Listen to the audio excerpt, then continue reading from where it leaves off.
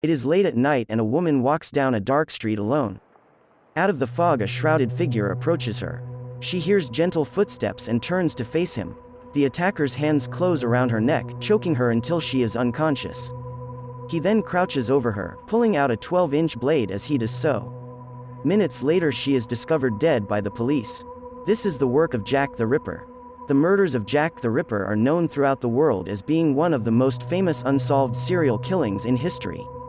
At least 5 women met their end at the hands of this unknown man, and some believe the number may be as high as 11. How did the tale begin? Mary Ann Nichols was a prostitute who worked in the Whitechapel area of London in 1888.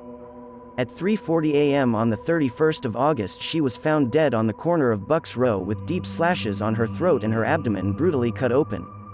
This is the first of 5 murders that happened over 3 months from August to November 1888. The murders were of Mary Ann Nichols, Annie Chapman, Elizabeth Stride, Catherine Eddowes and Mary Jane Kelly. All of the victims were prostitutes in the Whitechapel area and almost all displayed the same method of killing. One of the strangest things about the killings was that each body was missing vital organs when the police found the victim. These 5 murders are commonly known as the Canonical Five. Who was the Ripper? Since the murders in 1888, no one has been successful in identifying the culprit, although many people have been named as suspects. The problem the police faced was that there was very little in the way of crime scene investigation back then. Unless the attacker left a personal item at the scene which could be tracked back to them, or if someone was able to give a detailed description of them, the police had very little chance of finding the right person. The Ripper seemed to know this too. He planned his attacks to take place at night and far away from any prying eyes.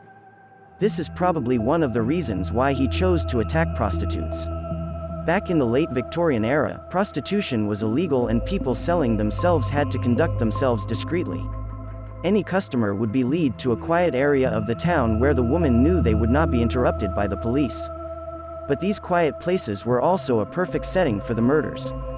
Why was he called Jack the Ripper? This name came about through the newspapers. This was the first major murder story that had international appeal, so journalists would try everything to boost public awareness. One unscrupulous journalist wrote into a newspaper pretending to be the killer and signed the letter as Jack the Ripper. The name caught on because of the accuracy of the name with the gory details of the murders. Although the letter was later uncovered as a fake, the world seized the sensational name. How did the investigation go? The mystery of the Ripper case has never been put to bed. Even to this day, people are still fascinated by it.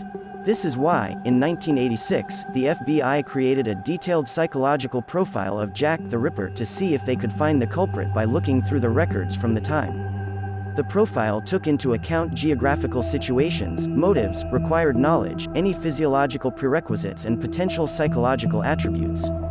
Once the mold had been cast, all that was needed was to trawl back through the case notes and reports to see if anyone who had been suspected fitted with the profile. Someone did. Who were the suspects? Over the years, there have been many different theories about who Jack the Ripper was. Some claim it was a Whitechapel mortician, called Robert Mann, who examined the bodies after they had been found.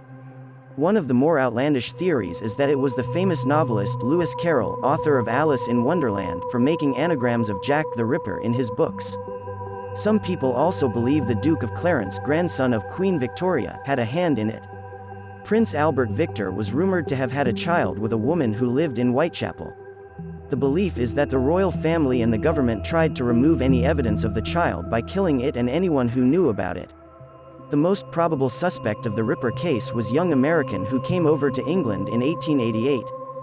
Francis Tumblety arrived in England 2 months before the first canonical murder happened. And when compared to the profile, we see that he matches it almost perfectly. Tumblety was staying near Whitechapel, so had local knowledge. He was trained as a medical assistant, so had the necessary skills to find organs and remove them quickly. He left his wife when he found out she was a prostitute and was believed to harbor a hatred for women. This gave him a motive for the attacks. Sadly, anyone who had evidence of who Jack the Ripper was is dead now. And with it being 130 years ago, most of the evidence is now so contaminated that it can't provide much insight. But more than that, with all potential suspects now dead, getting a confession from the real Ripper is now impossible.